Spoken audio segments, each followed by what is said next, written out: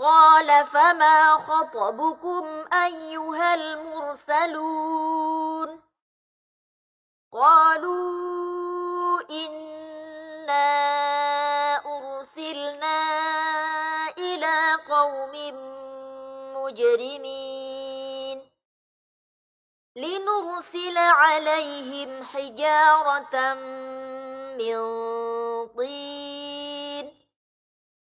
مسومة عند ربك للمسرفين فأخرجنا من كان فيها من المؤمنين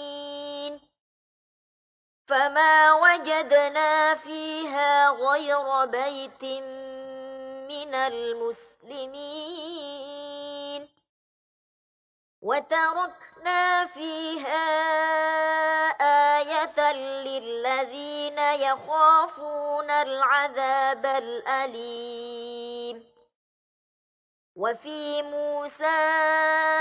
إذ أرسلناه إلى فرعون بسلطان مبين فتولى بركنه وقال ساحر أو مجنون فأخذناه وجنوده فنبذناهم في اليم وهو مليم وفي عاد إذ أرسلنا عليهم الريح العقيم ما تذر من شيء أتت عليه إلا جعلته كالرميم وفي ثمود إذ قيل لهم تمتعوا حتى حين فعتوا عن أمر ربهم فأخذتهم الصاعقة وهم ينظرون فما استطاعوا من قيام وما كانوا منتصرين وقوم نوح من قبل إنهم كانوا قوما فاسقين والسماء بنيناها بأيد وإنا لموسعون والأرض فرشناها فنعم الماهدون ومن كل شيء خلقنا زوجين لعلكم تذكرون ففروا إلى الله إني لكم منه نذير مبين ولا تجعلوا مع الله إلها آخر إني لكم منه نذير مبين كذلك ما أتى الذين من قبلهم من رسول إلا قالوا ساحر أو مجنون أتواصوا به بل هم قوم طاغون فتول عنهم فما أنت بملوم وذكر فإن الذكرى تنفع المؤمنين وما خلقت الجن والإنس إلا ليعبدون ما أريد منهم من رزق وما أريد أن يطعمون إن الله هو الرزاق ذو القوة المتين فإن للذين ظلموا ذنوبا مثل ذنوب أصحابهم فلا يستعجلون فويل للذين كفروا من يومهم الذي يوعدون بسم الله الرحمن الرحيم والطور وكتاب مسطور في رق منشور والبيت المعمور والسقف المرفوع والبحر المسجور إن عذاب ربك لواقع ما له من دافع يوم تمور السماء مورا وتسير الجبال سيرا فويل يومئذ للمكذبين الذين هم في خوض يلعبون يوم يدعون إلى نار جهنم دعا هذه النار التي كنتم بها تكذبون أفسحر هذا أم أنتم لا تبصرون اصلوها فاصبروا أو لا تصبروا سواء عليكم إنما تجزون ما كنتم تعملون إن المتقين في جنات ونعيم فاكهين بما آتاهم ربهم ووقاهم ربهم عذاب الجحيم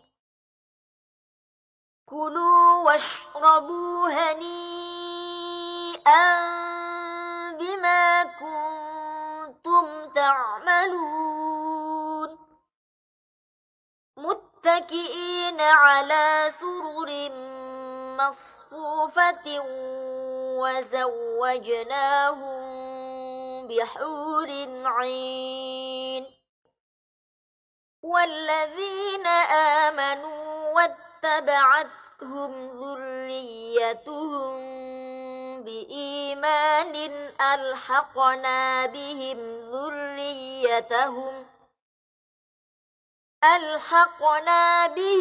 ذريتهم وما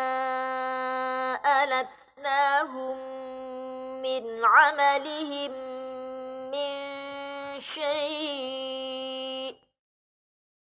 كل امرئ بما كسب رهين وأمددناهم بفاكهة ولحم مما يشتهون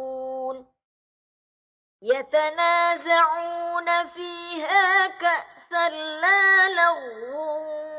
فيها ولا تأثيم ويطوف عليهم غلمان لهم كأنهم لؤلؤ مكنون وأقبل بعضهم على بعض يتساءلون قالوا إنا كنا قبل في أهلنا مشفقين فمن الله علينا ووقانا عذاب السموم إنا كنا من قبل ندعوه إنه هو البر الرحيم فذكر فما أنت بنعمة ربك بكاهن ولا مجنون أم يقولون شاعر نتربص به ريب المنون قل تربصوا فإني معكم من المتربصين أم تأمرهم أحلامهم بهذا أم هم قوم طاغون أم يقولون تقوله بل لا يؤمنون فليأتوا بحديث مثله إن كانوا صادقين أم خلقوا من غير شيء أم هم الخالقون أم خلقوا السماوات والأرض بل لا يوقنون أم عندهم خزائن ربك أم هم المسيطرون أم لهم سلم يستمعون فيه فليأت مستمعهم بسلطان مبين أم له البنات ولكم البنون أم تسألهم أجرا فهم من مغرم مثقلون أم عندهم الغيب فهم يكتبون أم يريدون كيدا فالذين كفروا هم المكيدون أم لهم إله غير الله سبحان الله عما يشركون وإن يروا كسفا من السماء ساقطا يقولوا سحاب مركوم فذرهم حتى يلاقوا يومهم الذي فيه يصعقون يوم لا يغني عنهم كيدهم شيئا ولا هم ينصرون وإن للذين ظلموا عذابا دون ذلك ولكن أكثرهم لا يعلمون واصبر لحكم ربك فإنك بأعيننا وسبح بحمد ربك حين تقوم ومن الليل فسبحه وإدبار النجوم بسم الله الرحمن الرحيم والنجم إذا هوى ما ضل صاحبكم وما غوى وما ينطق عن الهوى إن هو إلا وحي يوحى علمه شديد القوى ذو مرة فاستوى وهو بالأفق الأعلى ثم دنا فتدلى فكان قاب قوسين أو أدنى فأوحى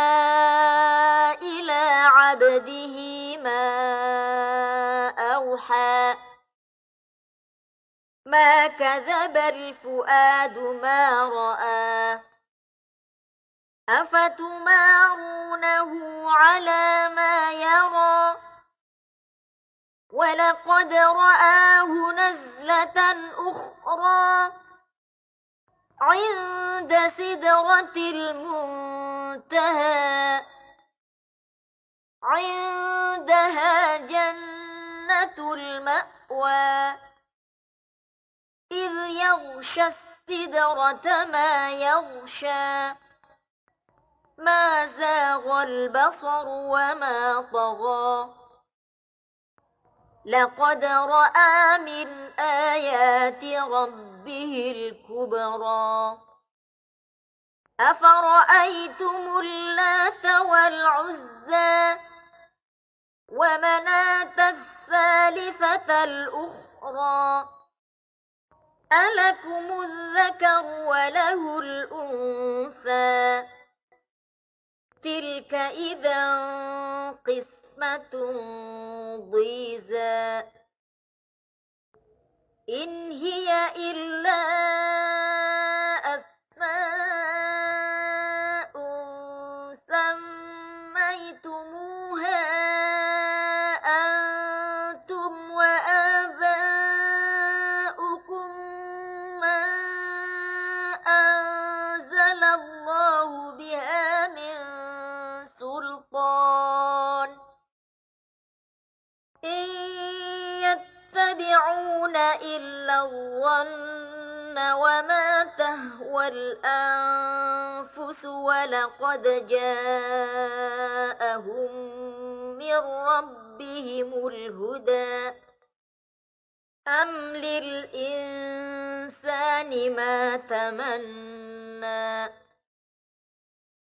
فلله الآخرة والأولى وكم من ملك في السماوات لا تغني شفاعتهم شيئا إلا من بعد أن يأذن الله لمن يشاء ويرضى إن الذين لا يؤمنون بالآخرة ليسمون الملائكة تسمية الأنثى وما لهم به من علم إن يتبعون إلا الظن وإن الظن لا يغني من الحق شيئا فأعرض عمن تولى عن ذكرنا ولم يرد إلا الحياة الدنيا ذلك مبلغهم من العلم إن ربك هو أعلم بمن ضل عن سبيله وهو أعلم بمن اهتدى ولله ما في السماوات وما في الأرض ليجزي الذين أساءوا بما عملوا ويجزي الذين أحسنوا بالحسنى الذين يجتنبون كبائر الإثم والفواحش إلا اللمم إن ربك واسع المغفرة هو أعلم بكم إذ أنشأكم من الأرض وإذ أنتم أجنة في بطون أمهاتكم فلا تزكوا أنفسكم هو أعلم بمن اتقى أفرأيت الذي تولى وأعطى قليلا وأكدى أعنده علم الغيب فهو يرى أم لم ينبأ بما في صحف موسى وإبراهيم الذي وفى ألا تزر وازرة وزر أخرى وأن ليس للإنسان إلا ما سعى وأن سعيه سوف يرى ثم يجزاه الجزاء الأوفى وأن إلى ربك المنتهى وأنه هو أضحك وأبكى وأنه هو أمات وأحيا وأنه خلق الزوجين الذكر والأنثى من نطفة إذا تمنى وأن عليه النشأة الأخرى وأنه هو أغنى وأقنى وأنه هو رب الشعرى وأنه أهلك عادا الأولى وثمود فما أبقى وقوم نوح من قبل إنهم كانوا هم أظلم وأطغى والمؤتفكة أهوى فغشاها ما غشا فبأي آلاء ربك تتمارى هذا نذير من النذر الأولى أزفت الآزفة ليس لها من دون الله كاشفة أفمن هذا الحديث تعجبون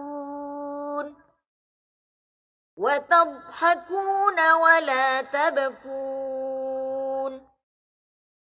وأنتم سامدون فاسجدوا لله واعبدوا بسم الله الرحمن الرحيم اقتربت الساعة وانشق القمر وإن يروا آية يعرضوا ويقولوا سحر مستمر وكذبوا واتبعوا أهواءهم وكل أمر مستقر ولقد جاءهم من الأنباء ما فيه مزدجر حكمة بالغة فما تغني النذر فتول عنهم يوم يدعو الداع إلى شيء نكر خش عن أبصارهم يخرجون من الأجداث كأنهم جراد منتشر مهطعين إلى الداع يقول الكافرون هذا يوم عسر كذبت قبلهم قوم نوح فكذبوا عبدنا وقالوا مجنون وازدجر فدعا ربه أني مغلوب فانتصر ففتحنا أبواب السماء بماء منهمر وفجرنا الأرض عيونا فالتقى الماء على أمر قد قدر وحملناه على ذات ألواح ودسر تجري بأعيننا جزاء لمن كان كفر ولقد تركناها آية فهل من مدكر فكيف كان عذابي ونذر ولقد يسرنا القرآن للذكر فهل من مدكر كذبت عاد فكيف كان عذابي ونذر إنا أرسلنا عليهم ريحا صرصرا في يوم نحس مستمر تنزع الناس كأنهم أعجاز نخل منقعر فكيف كان عذابي ونذر ولقد يسرنا القرآن للذكر فهل من مدكر كذبت ثمود بالنذر فقالوا أبشرا منا واحدا نتبعه إنا إذا لفي ضلال وسعر أألقي الذكر عليه من بيننا بل هو كذاب أشر سيعلمون غدا من الكذاب الأشر إنا مرسل الناقة فتنة لهم فارتقبهم واصطبر ونبئهم أن الماء قسمة بينهم كل شرب محتضر فنادوا صاحبهم فتعاطى فعقر فكيف كان عذابي ونذر إنا أرسلنا عليهم صيحة واحدة فكانوا كهشيم المحتضر ولقد يسرنا القرآن للذكر فهل من مدكر كذبت قوم لوط بالنذر إنا أرسلنا عليهم حاصبا إلا آل لوط نجيناهم بسحر نعمة من عندنا كذلك نجزي من شكر ولقد أنذرهم بطشتنا فتماروا بالنذر ولقد راودوه عن ضيفه فطمسنا أعينهم فذوقوا عذابي ونذر ولقد صبحهم بكرة عذاب مستقر فذوقوا عذابي ونذر ولقد يسرنا القرآن للذكر فهل من مدكر ولقد جاء آل فرعون النذر كذبوا بآياتنا كلها فأخذناهم أخذ عزيز مقتدر أكفاركم خير من أولئكم أم لكم براءة في الزبر أم يقولون نحن جميع منتصر سيهزم الجمع ويولون الدبر بل الساعة موعدهم والساعة أدهى وأمر إن المجرمين في ضلال وسعر يوم يسحبون في النار على وجوههم ذوقوا مس سقر إنا كل شيء خلقناه بقدر وما أمرنا إلا واحدة كلمح بالبصر ولقد أهلكنا أشياعكم فهل من مدكر وكل شيء فعلوه في الزبر وكل صغير وكبير مستطر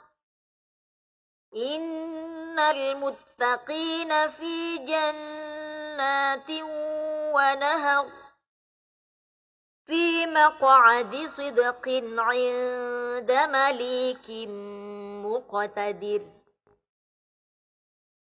بسم الله الرحمن الرحيم الرحمن علم القرآن خلق الإنسان علمه البيان الشمس والقمر بحسبان والنجم والشجر يسجدان والسماء رفعها ووضع الميزان ألا تطغوا في الميزان وأقيموا الوزن بالقسط ولا تخسروا الميزان والأرض وضعها للأنام فيها فاكهة والنخل ذات الأكمام والحب ذو العصف والريحان فبأي آلاء ربكما تكذبان خلق الإنسان من صلصال كالفخار وخلق الجان من مارج من نار فبأي آلاء ربكما تكذبان رب المشرقين ورب المغربين فبأي آلاء ربكما تكذبان مرج البحرين يلتقيان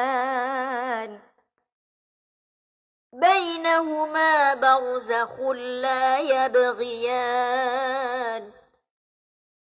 فبأي آلاء ربكما تكذبان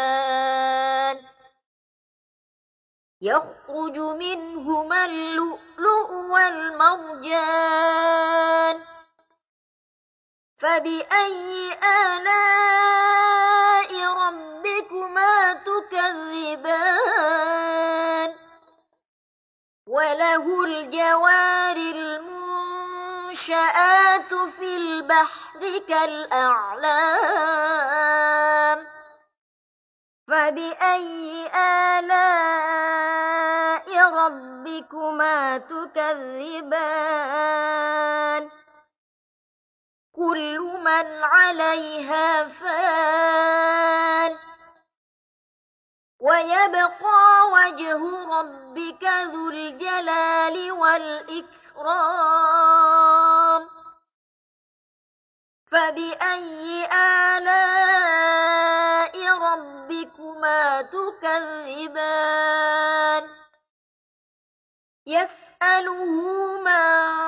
في السماوات والأرض كل يوم هو في شأن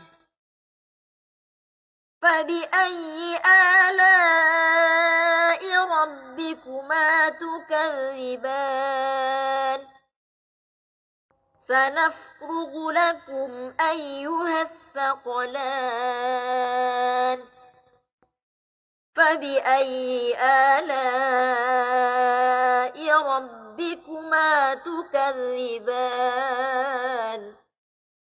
يا معشر الجن والإنس إن استطعتم أن تنفذوا من أقطار السماوات والأرض فانفذوا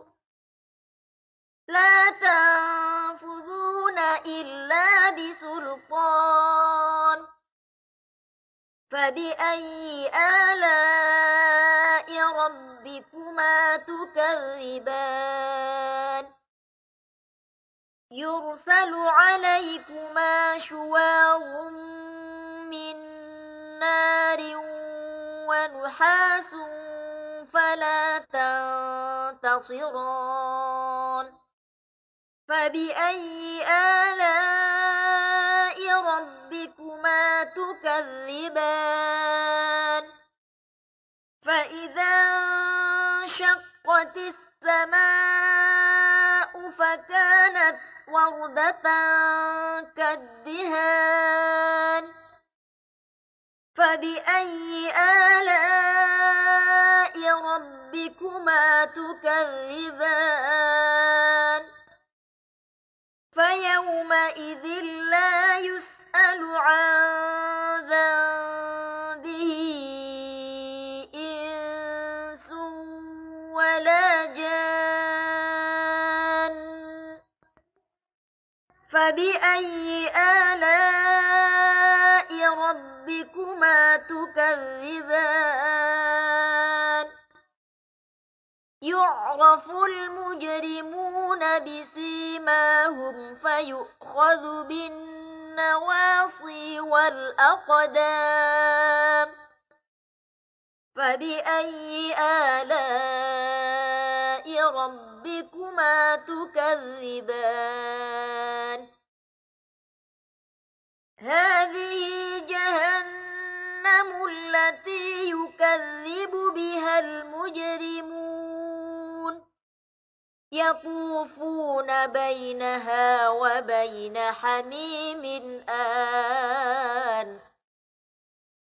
فبأي آلاء ربكما تكذبان ولمن خاف مقام ربه جنتان فبأي آلاء ربكما تكذبان ذواتا أفنان فبأي آلاء ربكما تكذبان فيهما عينان تجريان فبأي آلاء ربكما تكذبان فيهما من كل فاكهة زوجان فبأي آلاء ربكما تكذبان متكئين على فرش بطائنها من استبرق وجنى الجنتين دان فبأي آلاء ربكما تكذبان فيهن قاصرات الطرف لم يطمثهن إنس قبلهم ولا جان فبأي آلاء ربكما تكذبان كأنهن الياقوت والمرجان فبأي آلاء ربكما تكذبان هل جزاء الإحسان إلا الإحسان فبأي آلاء ربكما تكذبان ومن دونهما جنتان فبأي آلاء ربكما تكذبان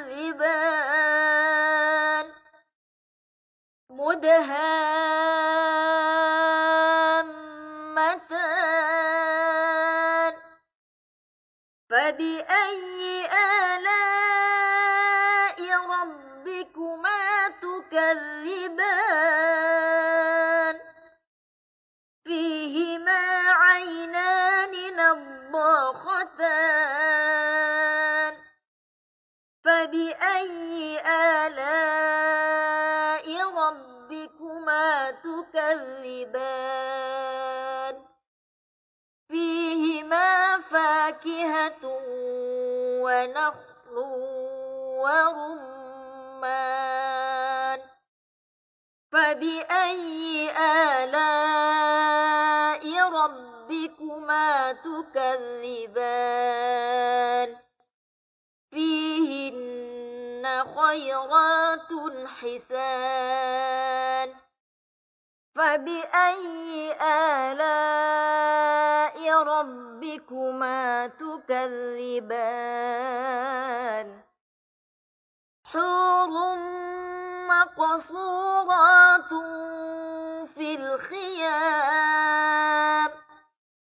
فبأي آلاء ربكما تكذبان لم يطمثهن إنس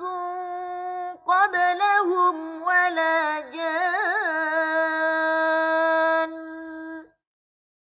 فبأي آلاء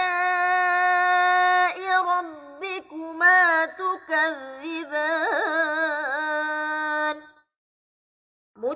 متكئين على رفرف خضر وعبقري حسان فبأي آلاء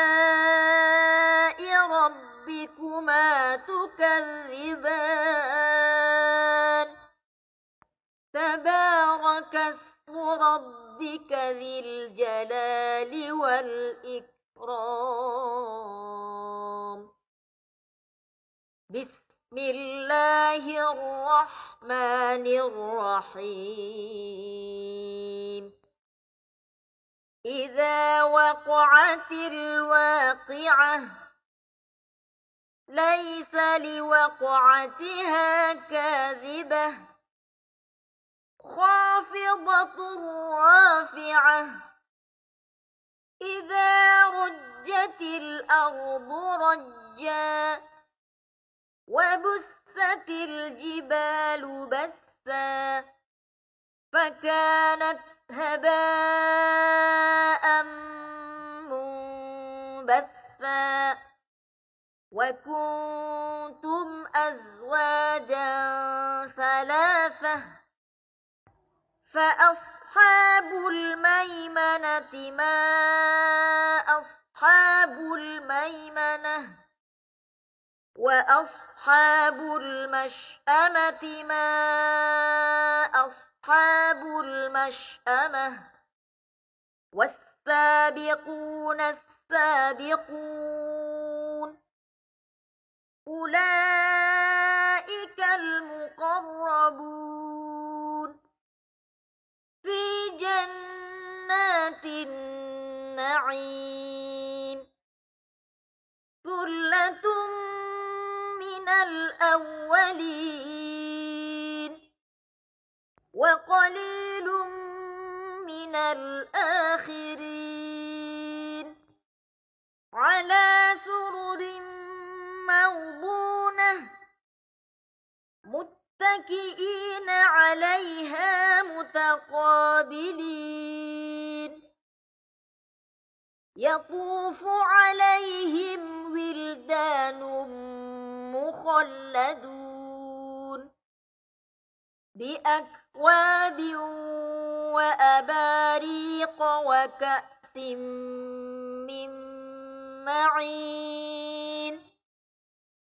لا يصدعون عنها ولا ينزفون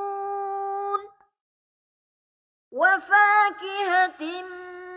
مما يتخيرون ولحم طير مما يشتهون وحور عين كأمثال اللؤلؤ المكنون جزاء بما كانوا يعملون لا يسمعون فيها لغوا ولا تأثيما إلا قيلا سلاما سلاما وأصحاب اليمين ما أصحاب اليمين في سدر مخضود وطلح منضود وظل ممدود وماء مسكوب وفاكهة كثيرة لا مقطوعة ولا ممنوعة وفرش مرفوعة إنا أنشأناهن إنشاء فجعلناهن أبكارا عربا أترابا لأصحاب اليمين ثلة من الأولين وثلة من الآخرين وأصحاب الشمال ما أصحاب الشمال في سموم وحميم وظل من يحموم لا بارد ولا كريم إنهم كانوا قبل ذلك مترفين وكانوا يصرون على الحنث العظيم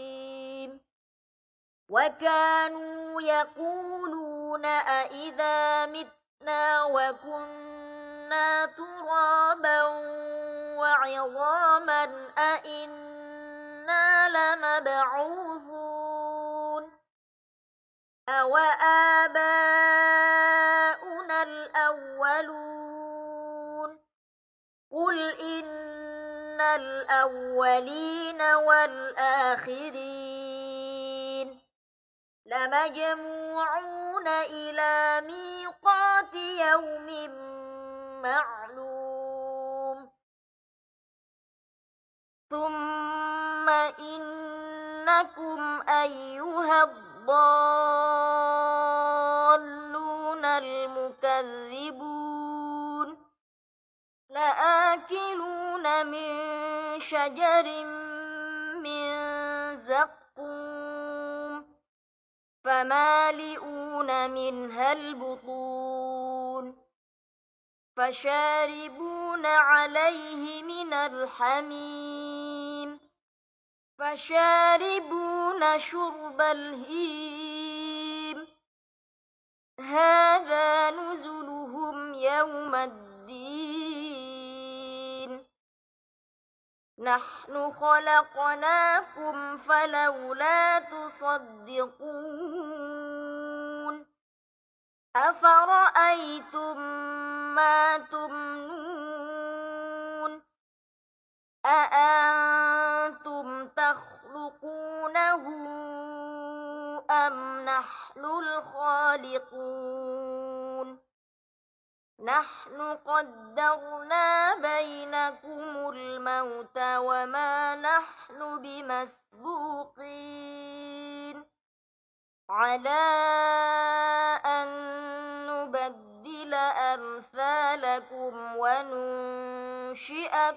فيما لا تعلمون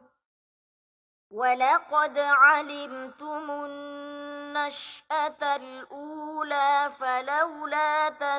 تذكرون أفرأيتم ما تحرثون أأنتم تزرعونه أم نحن الزارعون لو نشاء لجعلناه حطاما فظلتم تفكهون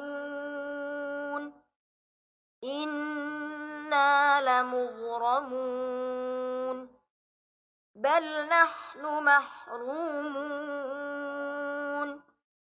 أفرأيتم الماء الذي تشربون أأنتم أنزلتموه من المزن أم نحن المنزلون لو نشاء جعلناه أجاجا فلولا تشكرون أفرأيتم النار التي تورون أأنتم أنشأتم شجرتها أم نحن المنشئون نحن جعلناها تذكرة ومتاعا للمقوين فسبح باسم ربك العظيم فلا أقسم بمواقع النجوم وإنه لقسم لو تعلمون عظيم إنه لقرآن كريم في كتاب مكنون لا يمسه إلا المطهرون تنزيل من رب العالمين أفبهذا الحديث أنتم مدهنون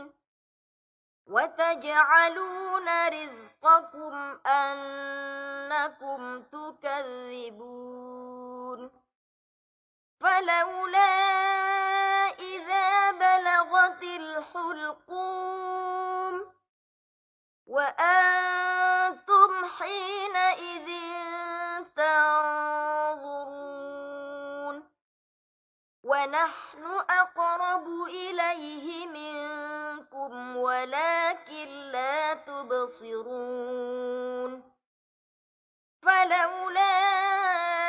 إن كنتم غير مدينين ترجعونها إن كنتم صادقين فأما إن كان من المقربين فروح وريحان وجنة نعيم وأما إن كان من أصحاب اليمين فسلام لك من أصحاب اليمين وأما إن كان من المكذبين الضالين فنزل من حميم وتصلية جحيم إن هذا لهو حق اليقين فسبح باسم ربك العظيم بسم الله الرحمن الرحيم سبح لله ما في السماوات والأرض وهو العزيز الحكيم له ملك السماوات والأرض يحيي ويميت وهو على كل شيء قدير هو الأول والآخر والظاهر والباطن وهو بكل شيء عليم هو الذي خلق السماوات والأرض في 6 أيام ثم استوى على العرش يعلم ما يلج في الأرض وما يخرج منها وما ينزل من السماء وما يعرج فيها وهو معكم أينما كنتم والله بما تعملون بصير له ملك السماوات والأرض وإلى الله ترجع الأمور يولج الليل في النهار ويولج النهار في الليل وهو عليم بذات الصدور آمنوا بالله ورسوله وأنفقوا مما جعلكم مستخلفين فيه فالذين آمنوا منكم وأنفقوا لهم أجر كبير وما لكم لا تؤمنون بالله والرسول يدعوكم لتؤمنوا بربكم وقد أخذ ميثاقكم إن كنتم مؤمنين هو الذي ينزل على عبده آيات بينات ليخرجكم من الظلمات إلى النور وإن الله بكم لرءوف رحيم وما لكم ألا تنفقوا في سبيل الله ولله ميراث السماوات والأرض لا يستوي منكم من أنفق من قبل الفتح وقاتل أولئك أعظم درجة من الذين أنفقوا من بعد وقاتلوا وكلا وعد الله الحسنى والله بما تعملون خبير من ذا الذي يقرض الله قرضا حسنا فيضاعفه له وله أجر كريم يوم ترى المؤمنين والمؤمنات يسعى نورهم بين أيديهم وبأيمانهم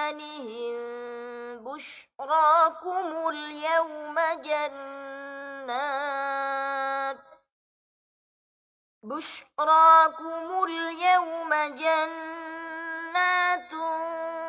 تجري من تحتها الأنهار خالدين فيها ذلك هو الفوز العظيم يوم يقول المنافقون والمنافقات للذين آمنوا انظرونا نقتبس من نوركم قيل ارجعوا وراءكم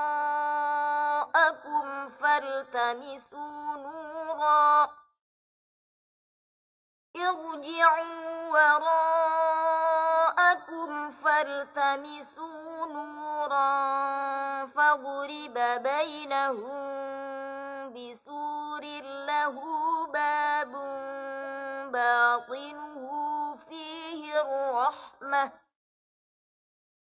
باطنه فيه الرحمة وظاهره من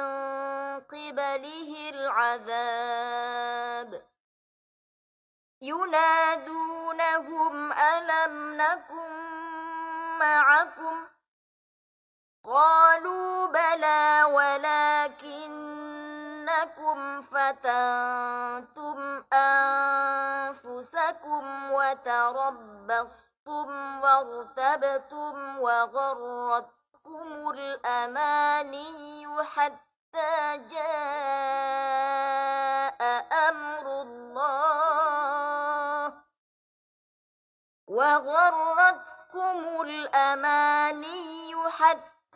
جاء أمر الله وغركم بالله الغرور فاليوم لا يؤخذ منكم فدية ولا من الذين كفروا مأواكم النار هي مولاكم وبئس المصير ألم يأن للذين آمنوا أن تخشع قلوبهم لذكر الله وما نزل من الحق ولا يكونوا كالذين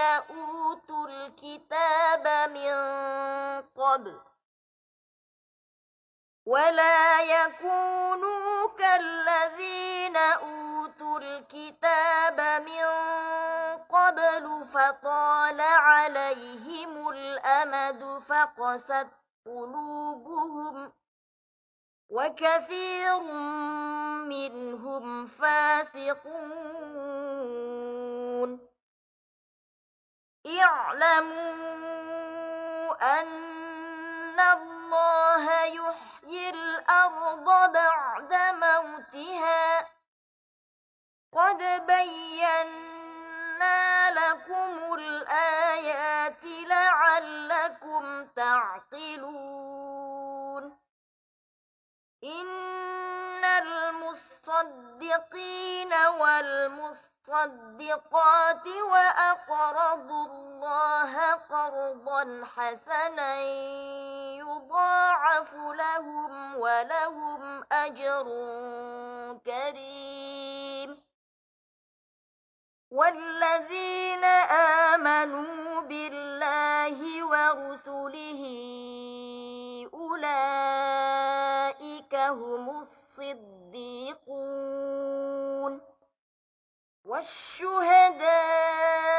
عند ربهم لهم أجرهم ونورهم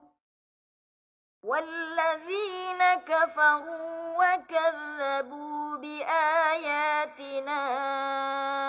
أولئك أصحاب الجحيم اعلموا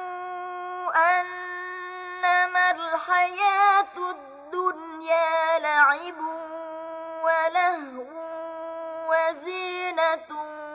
وتفاخر بينكم وتكاثر في الأموال والأولاد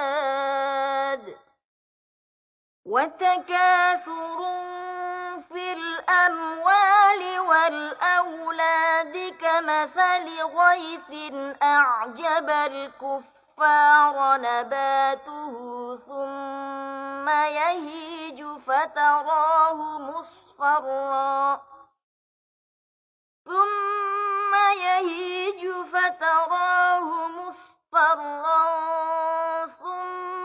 يكون حطاما وفي الآخرة عذاب شديد ومغفرة من الله ورضوان وما الحياة الدنيا إلا متاع الغرور سابقوا إلى مغفرة من ربكم وجنة عرضها كعرض السماء والأرض أعدت للذين آمنوا بالله ورسله ذلك فضل فضل الله يؤتيه من يشاء والله ذو الفضل العظيم ما أصاب من مصيبة في الأرض ولا في أنفسكم إلا في كتاب من قبل أن نبرأها إن ذلك على الله يسير لكي لا تأسوا على ما فاتكم ولا تفرحوا بما آتاكم والله لا يحب كل مختال فخور الذين يبخلون ويأمرون الناس بالبخل ومن يتول فإن الله هو الغني الحميد لقد أرسلنا رسلنا بالبينات وأنزلنا معهم الكتاب والميزان ليقوم الناس بالقسط وأنزلنا الحديد فيه بأس شديد ومنافع للناس وليعلم الله من ينصره ورسله بالغيب إن الله قوي عزيز ولقد أرسلنا نوحا وإبراهيم وجعلنا في ذريتهما النبوة والكتاب فمنهم مهتد وكثير منهم فاسقون ثم قفينا على آثارهم برسلنا وقفينا بعيسى ابن مريم وآتيناه الإنجيل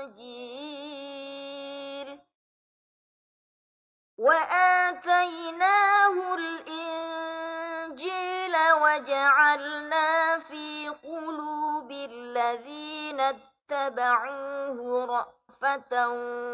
ورحمة ورهبانية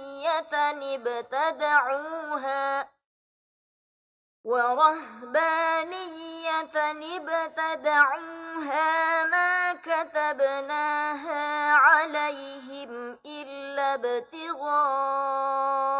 رضوان الله فما رعوها حق رعايتها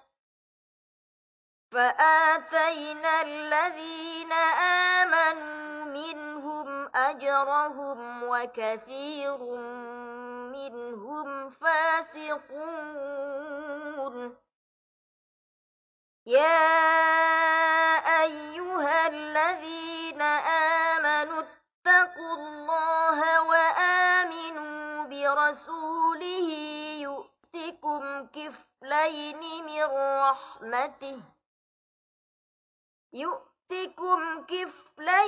من رحمته ويجعل لكم نورا تمشون به ويغفر لكم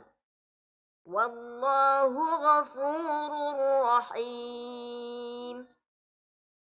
لئلا يعلم أهل الكتاب ألا يقدرون على شيء من فضل الله وأن الفضل بيد الله يؤتيه من يشاء والله ذو الفضل العظيم